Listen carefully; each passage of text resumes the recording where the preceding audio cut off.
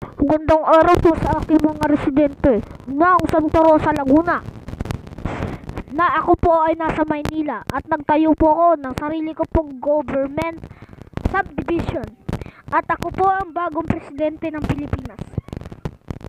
Magbigay pugay kay Jose Pasiano Laurel.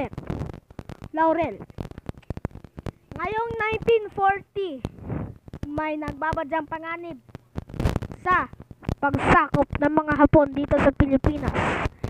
So, mag-ingat po tayo mga Pilipino at handa ang mga sarili gamit ang mga panlabang Pilipino katulad ng mga itak, bolo, at kutsilyo at iba pa.